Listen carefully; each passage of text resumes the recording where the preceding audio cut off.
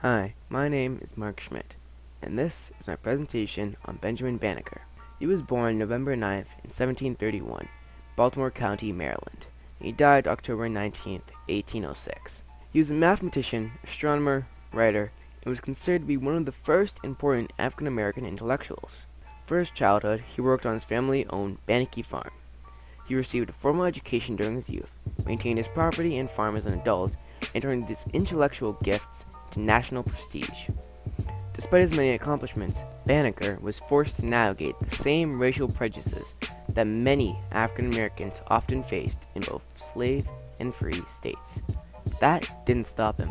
He assisted with the initial survey of Washington, D.C., published abolitionist material south of the Mason-Dixon line, and engaged with some of the country's founders in a way that no man had ever done before as an African American. His hunger for knowledge went beyond the classroom. In his early 20s, Banneker gained local admiration by hand carving a wooden clock that kept perfect time.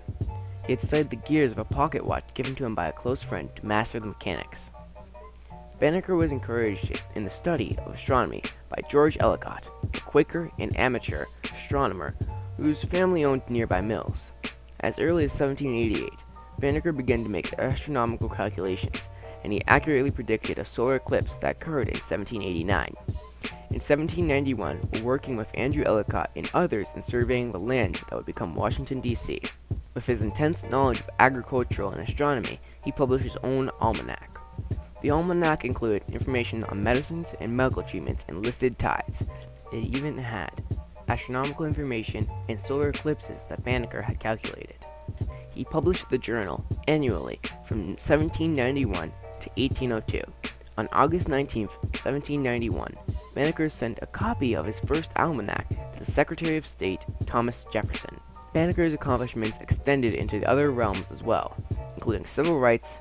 In 1791, Thomas Jefferson was Secretary of State, and Banneker considered the respected Virginian, though a slaveholder, to be also willing to viewing African Americans more than just as slaves.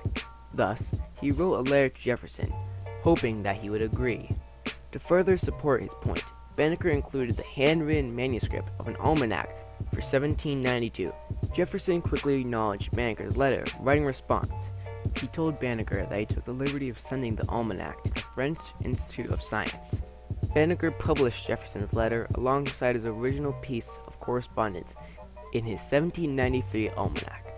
Banneker's outspokenness with regards to the issue of slavery earned him a widespread support of the abolitionist societies in Maryland and Pennsylvania, both of which helped him publish his almanac. One way that Benjamin Banneker has impacted my life is by being an inspiration to pursue engineering and mechanics and never give up. This was my presentation on the life of Benjamin Banneker.